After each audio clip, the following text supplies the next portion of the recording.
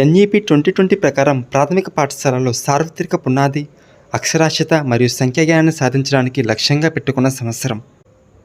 Answer option 1 2025. NEP 2020 ప్రకారం MPhil course.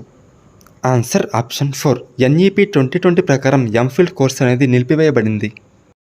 NEP 2020 ప్రకారం ఉపాధ్యాయ విద్యను బోధించే సంస్థలు ఈ కింది సంవత్సరం నాటికి బహుళ విషయక విద్యా సంస్థలుగా మారాలి. Answer option 2. NEP 2020 chairman.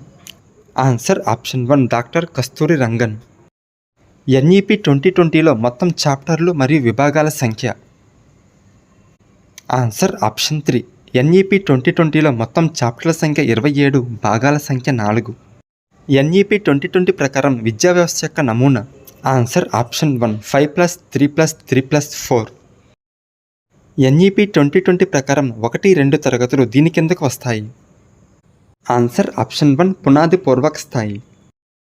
NEP 2020 ప్రకారం 3వ తరగతి నుంచి 5వ తరగతి వరకు ఈ కింది స్థాయికి చెందుతాయి. ఆన్సర్ ఆప్షన్ 2 సన్నాహక స్థాయి. ఎన్ఈపీ 2020 ప్రకారం విద్యా స్థాయిలు 5+3+3+4. అందులో 5 అనగా ఫౌండేషన్ స్టేజ్, ఇది 3 నుంచి 8 సంవత్సరాల వరకు ఉంటుంది. ప్రీ స్కూల్ +1-2 తరగతులు ఉంటాయి. 3 అనగా ప్రిపరేటరీ స్టేజ్, దీనిలో 8 నుంచి 11 సంవత్సరాల వరకు ఉంటారు. 3, 4, 5 తరగతులు ఉంటాయి. 3 అనగా మిడిల్ స్టేజ్, దీనిలో 11 నుంచి 14 సంవత్సరాల వరకు ఉంటుంది. 6, 7, 8 తరగతులు ఉంటాయి. 4 అనగా సెకండరీ స్టేజ్, 14 నుంచి 18 సంవత్సరాల వరకు ఉంటుంది. 9, 10, 11, 12 తరగతులు ఉంటాయి. FLN అనే జాతీయ కార్యక్రమ ముఖ్య ఉద్దేశం. ఆన్సర్ ఆప్షన్ 4 ప్రాథమిక అక్షరాస్యత మరియు సంఖ్యాజ్ఞానం కొరకు. FLN అనగా ఫౌండేషనల్ లిటరసీ అండ్ న్యూమరసీ అని అర్థం. దీక్ష ప్రారంభించబడిన సంవత్సరం. Answer option 2 2017. దీక్ష యొక్క పూర్తి రూపం.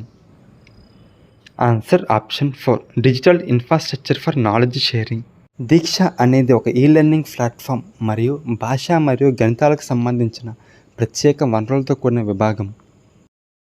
MOOC విస్తరణ రూపం. Answer option 2 massive open online course. ఉపాధ్యాయులకు ఆన్లైన్ కోర్సులు అందించడానికి సాధారణంగా ఉపయోగించే జాతీయ వేదిక. Answer option 3 Swayam. స్వయం అనగా study webs of active learning for young aspiring minds. Open educational resource యొక్క ప్రాథమిక లక్ష్యం. ఆన్సర్ ఆప్షన్ 4 ఉచిత మరియు అందుబాటులో ఉండే అభ్యసన సామగ్రిని అందించడం. స్వయం అనే MOOC ప్లాట్ఫామ్ను అభివృద్ధి పరిచిన వారు. ఆన్సర్ ఆప్షన్ 2 AICTE మరియు MHRD. ఎన్ఈపీ 2020 ప్రకారం బోధనాత్మకత మరియు పాఠ్య ప్రణాళిక పునర్వ్యవస్థీకరణ వయస్సు పరిధి ఎప్పటి నుంచి ఎప్పటి వరకు? 3 నుంచి 18 సంవత్సరాల వరకు. ఎన్ఈపీ 2020 ప్రకారం SAS విస్తరణ రూపం ఏమిటి? State achievement survey. State achievement survey. NEP 2020 ప్రకారం పునాది పూర్వక స్థాయి అనగా. ఎన్ఈపీ 2020 ప్రకారం పునాది పూర్వక స్థాయి అంటే ఏమిటి? 3 సంవత్సరాల అంగన్వాడీ, 1వ తరగతి 2వ తరగతి అని అర్థం. 1వ తరగతి 2వ తరగతి అని అర్థం. ఎన్ఈపీ 2020 ప్రకారం మాధ్యమిక దశ వయస్సు.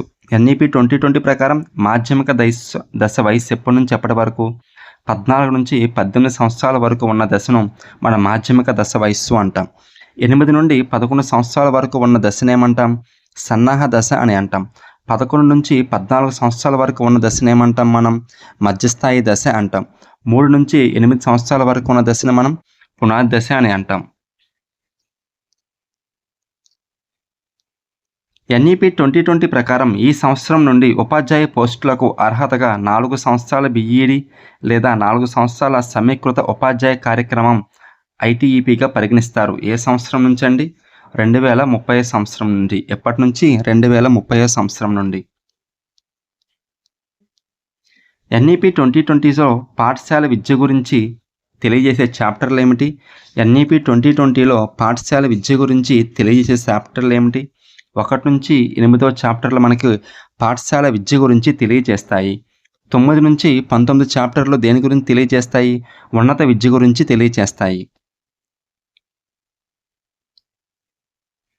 ఎన్ఈపీ 2020 ప్రకారం క్రింది వాటిలో సరికాని జత.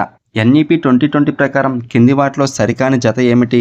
మనకి ఎన్ఈపీ 2020లో మొత్తం 4 భాగాలు ఉంటాయి కదా, 4 భాగాలు. మొదటి భాగం అనేది పాఠశాల విద్య సరి అయినదే, రెండవ భాగం ఉన్నత విద్య సరి అయినదే, నాలుగవ భాగం ఆచరణ కూడా సరి అయినదే. కానీ మూడవ భాగం చూడండి, మూడవ భాగం కళాశాల విద్య అని పేర్కొన్నాడు, అది సరి అయినది కాదు. మూడవ భాగం అనేది ప్రత్యేక శ్రద్ధ పెట్టవలసిన అంశాలకు సంబంధించిన భాగం. మూడవ భాగం ఏమిటి? ప్రత్యేక శ్రద్ధ పెట్టవలసిన అంశాలు. మొదటి భాగం పాఠశాల విద్య, రెండవ భాగం ఉన్నత విద్య, మూడవ భాగం ప్రత్యేకంగా శ్రద్ధ పెట్టవలసిన అంశాలు, నాలుగవ భాగం అమలు. ఎన్ఈపీ 2020 ప్రకారం పాఠశాల విద్య పరిధిలోకి వచ్చే పిల్లల వయస్సు. ఎన్ఈపీ 2020 ప్రకారం పాఠశాల విద్య పరిధిలోకి వచ్చే పిల్లల వయస్సు ఎంత అండి? పిల్లల వయస్సు ఎంత? దీనికి సరైన సమాధానం 3 నుంచి 18 సంవత్సరాలు. 3 నుంచి 18 సంవత్సరాలు. ఎన్ఈపీ 2020 సామాజిక లేదా ఆర్థిక స్థితితో సంబంధం లేకుండా పిల్లలందరికీ అధిక నాణ్యత గల విద్యను ఈ సంవత్సరం నాటికి అందించాలని లక్ష్యంగా పెట్టుకుంది. ఏ సంవత్సరం నాటికి? 2030 సంవత్సరం నాటికి. ఏ సంవత్సరం నాటికి? 2030 సంవత్సరం నాటికి. ఎన్ఈపీ 2020 ప్రకారం ఉపాధ్యాయులు నిరంతర వృత్తిపర అభివృద్ధి కొరకు సంవత్సరానికి కేటాయించబడిన గంటలు ఎన్ని గంటలండి? 50 గంటలు కేటాయించారు. ఎన్ని గంటలు? 50 గంటలు కేటాయించారు. ఎన్ఈపీ 2020 ప్రకారం కింది వయసు గల పిల్లలకు ఇండోర్ గేమ్స్ అవసరం. ఎన్ఈపీ 2020 ప్రకారం కింది వయసు గల పిల్లలకు ఇండోర్ గేమ్స్ అవసరం. 3 నుంచి 8 సంవత్సరాలు. 3 నుంచి 8 సంవత్సరాల పిల్లలకు ఇండోర్ గేమ్స్ అనేవి అవసరం.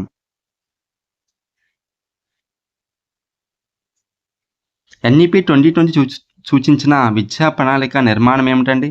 5+3+3+4. ఎన్ఈపీ 2020ని భారత కేంద్ర మంత్రివర్గం ఆమోదించిన తేదీ. ఎన్ఈపీ 2020ని భారత కేంద్ర మంత్రివర్గం ఆమోదించిన తేదీ ఎప్పుడు? జూలై 29, 2020న కేంద్ర మంత్రివర్గం ఎన్ఈపీ 2020ని ఆమోదించింది. ఎన్ఈపీ 2020 ప్రకారం ఫౌండేషనల్ స్కూల్స్ కలిగి ఉండే తరగతులు. ఎన్ఈపీ 2020 ప్రకారం ఫౌండేషనల్ స్కూల్స్ కలిగి ఉండే తరగతులు ఏమిటి? PP1, PP2, ప్రిపరేటరీ 1వ తరగతి 2వ తరగతి అనేవి ఫౌండేషనల్ స్కూల్స్ కలిగి ఉంటాయి.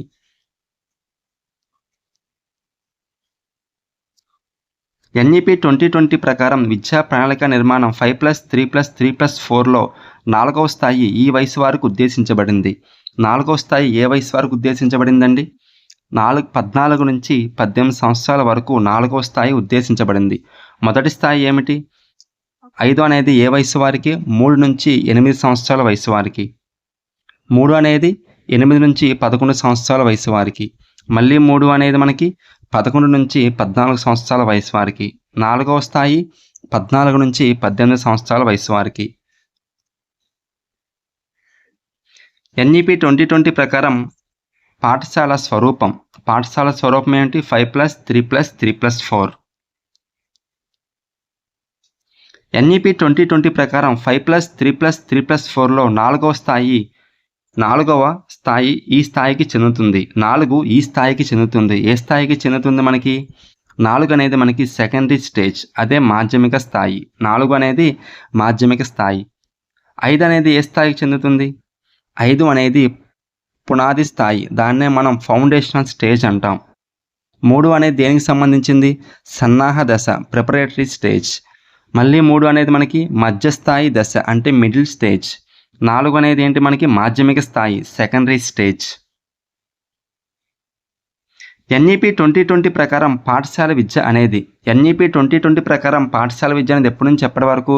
పూర్వ ప్రాథమిక స్థాయి నుండి 12వ తరగతి వరకు. పూర్వ ప్రాథమిక స్థాయి నుండి 12వ తరగతి వరకు. ఎన్ఈపీ 2020 ప్రకారం ఏ సంవత్సరం నాటికి ప్రీ స్కూల్ నుండి సెకండరీ స్థాయి వరకు 100% స్థూల నమోదు నిష్పత్తిగా పెట్టుకుంది? ఎన్ఈపీ 2020 ఏ సంవత్సరం నాటికి ప్రీ స్కూల్ నుండి సెకండరీ స్థాయి వరకు 100% స్థూల నమోదు నిష్పత్తి లక్ష్యంగా పెట్టుకుంది? ఏ సంవత్సరం నాటికి? 2030 సంవత్సరం నాటికి. ఏ సంవత్సరం నాటికి? 2030 సంవత్సరం నాటికి. ఎన్ఈపీ 2020 వృత్తి విద్యతో కూడిన ఉన్నత విద్యలో గ్రాస్ ఎన్రోల్మెంట్ రేషియోను ఈ సంవత్సరం నాటికి 26.3% నుండి 50% పెంచాలని లక్ష్యంగా పెట్టుకుంది. ఏ సంవత్సరం నాటికి? 2030 సంవత్సరం నాటికి గ్రాస్ ఎన్రోల్మెంట్ రేషియోను 26.3% నుండి 50% పెంచాలని లక్ష్యంగా పెట్టుకుంది. ఓపెన్ లెర్నింగ్ ప్లాట్ఫామ్ నందు SPOC పూర్తి రూపం ఏమిటి? SPOC పూర్తి రూపం ఏమిటి? Self paced online courses. జాతీయ విద్యా విధానం 2020 ఈ అంశంపై ప్రధాన దృష్టి సారించింది. ఈ అంశంపైన సమ్మిళిత మరియు సమాన విద్య అనే అంశంపైన జాతీయ విద్యా విధానం 2020 ప్రత్యేక దృష్టి సారించింది. IERPని విస్తరించగా ఇంక్లూజివ్ ఎడ్యుకేషన్ రీసోర్స్ పర్సన్. DOOCని విస్తరించగా ఏంటి? Distributed open collaborative course. NEP 2020 ప్రతిపాదిత భావన ఏంటి? గ్రేడ్ 6 నుంచి వృత్తి విద్య ఉండాలి అనేది NEP 2020 యొక్క ప్రతిపాదిత భావన. గ్రేడ్ 6 నుంచి వృత్తి విద్య ఉండాలి అనేది NEP 2020 యొక్క ప్రతిపాదిత భావన. NEP 2020 ప్రాధాన్యతకు సంబంధించినది ఏమిటి? మార్పుకు వీలులోని పాఠ్య ప్రణాళిక అనేది NEP 2020 ప్రతిపాదించలేదు. ఇంకేం ప్రతిపాదించింది? బహుభాషా విధానం, 21వ శతాబ్దపు నైపుణ్యాలు, అనుభవాత్మక అభ్యసనం అనేది NEP 2020 ప్రాధాన్యతనిచ్చింది. అంతేగాని మార్పుకు వీలు లేని పాఠ్య ప్రణాళిక అనే అంశానికి NEP 2020 ప్రాధాన్యత ఇవ్వలేదు. NDEAR పూర్తి రూపం ఏమిటి? National digital education architecture.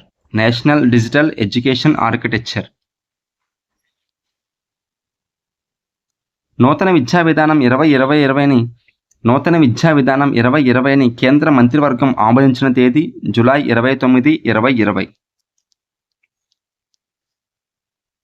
Open కోర్సులకు MOOC అని పేరు పెట్టినవారు డేవ్ కార్మియల్.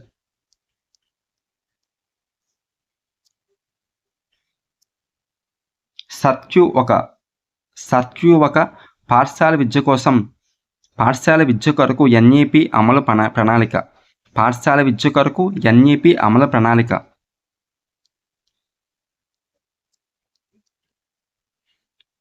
స్వయం యొక్క ప్రధాన లక్ష్యం ఏమిటి? నాణ్యమైన విద్యను అందించడం ద్వారా డిజిటల్ అంతరాన్ని తగ్గించడమే స్వయం యొక్క ప్రధాన లక్ష్యం ఏమిటి? నాణ్యమైన విద్యను అందించడం ద్వారా డిజిటల్ అంతరాన్ని తగ్గించడమే స్వయం యొక్క ప్రధాన లక్ష్యం.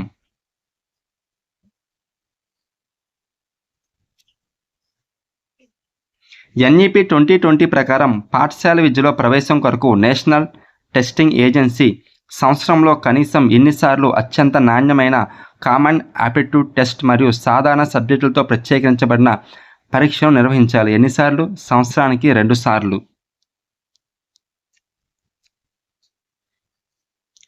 డిజిటల్ మౌలిక సదుపాయాలను ఏకీకృతం చేయడానికి NEP 2020 తొలి వార్షికోత్సవం సందర్భంగా ప్రారంభించబడిన కార్యక్రమం ఏమిటి?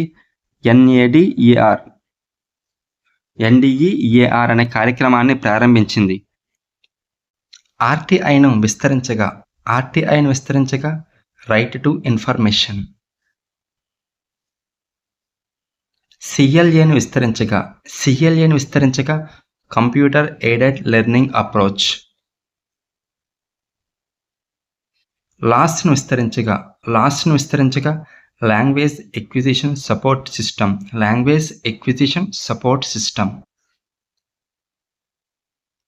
NRBC అనగా non residential bridge course.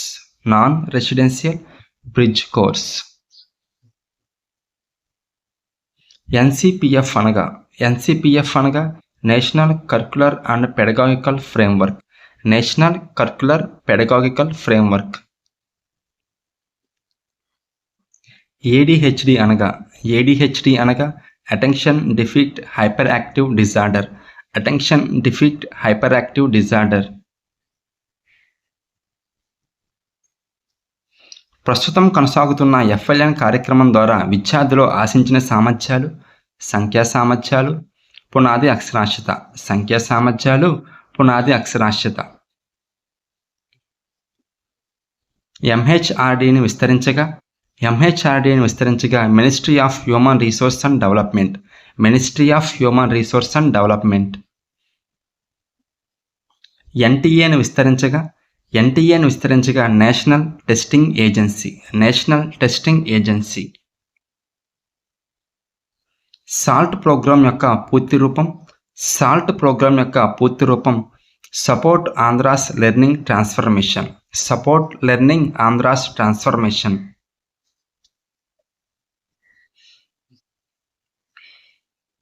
PIED అనగా ఏమిటి? Project integrated education for the disabled. Project integrated education for the disabled.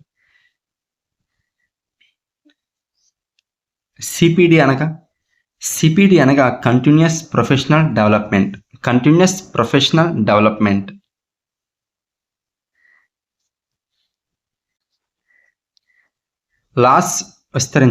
లాస్ను విస్తరించము. Language acquisition support system.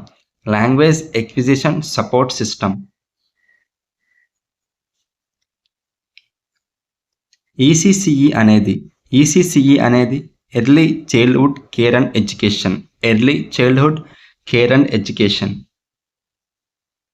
IEPని విస్తరించగా ఇండివిజువలైజ్డ్ ఎడ్యుకేషన్ ప్లాన్. FLNని విస్తరించగా foundation literacy and numeracy. Foundational literacy and numeracy. పరీక్ష అంటే full form performance assessment review and analysis of knowledge for holistic development. UDISE అంటే unified district information system for education. RPWD అనగా rights of persons with disabilities.